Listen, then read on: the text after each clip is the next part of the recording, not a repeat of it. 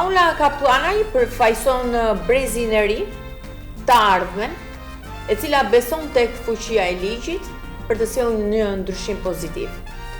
Sot do të flasi për debatin universitar, një titull që e ka sjellë me sukses, me triumf, me arritje për Universitetin Ismail Qemali në Vlorë.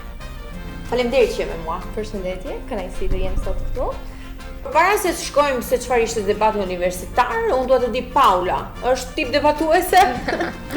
Le të themi që përpiqem dhe dua që në momentin që më jepet mundësia të debatoj dhe padyshim të debatoj për tema të cilat unë mendoj se kanë rëndësi dhe që duhet të shpalosen dhe që duhet të fliten, padyshim që pse jo të mbroj atë mendimin tim dhe të mbroj idenë time deri në fund, sepse të jesh një debatues jo gjithmonë do të thotë të shfaqësh një anë dhe një potencial tëndim, por dhe të ruash nga fillimi deri në fund ato bindje të cilat ti vërtet i beson. Të ndodh shpesh që të kesh mendim ndryshe nga të tjerët?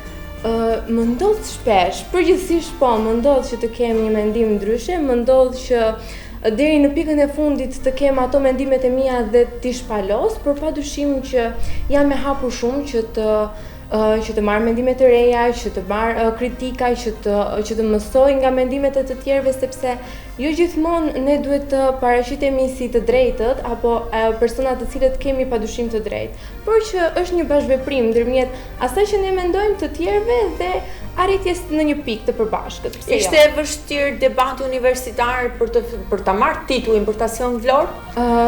Le të themi që ishte i vështirë. Por ja dole. Ishte një punë në skuadër, Paula, apo deri diku ndoshta edhe ndonjë ambicie individuale mes kolegësh? Ishte vërtet një punë në skuadër, ishte shumë emocionuese, ishte një rrugtim të cilin ne e morëm paksa sfidues, sepse ishim kolegë të cilat ishim nga vite të ndryshme, viti parë, viti tretë, pra diversiteti. Po, diversiteti nuk ishte kush më shumë i formuar, kush në hapat e parë. Disa hapa.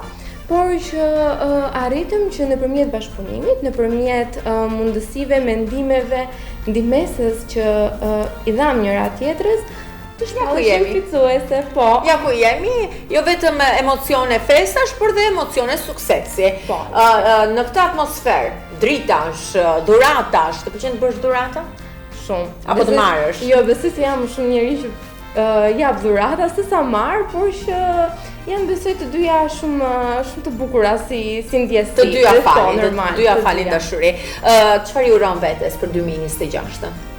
Ka shumë gjëra të cilat normalisht çdo kush dëshiron të arrijë në momentin që ndjek një deg nga ana tjetër duhet të balancosh ëndrat e tua me punën dhe duke qenë se jemi dhe student dhe persona që punojmë normalisht që kemi atë balancën që duhet të arrijmë. Por që besoj se viti 2026 shpresoj që të mbyll sa me sukses studimet e mia dhe padyshim se jo të përfshihem në konkurse, në aktivitete dhe në debate të tjera, pse jo. Paula, unë të falenderoj, të uroj suksese në rrugtimin tënd, por padyshim edhe gëzuar vitin e ri. Shumë faleminderit dhe ju gëzuar vitin e ri. Në të njëjtin fuqi debati, ne do të jemi por mbi të gjitha në fuqinë e besimit që ne kemi te ligji me një tjetër studente.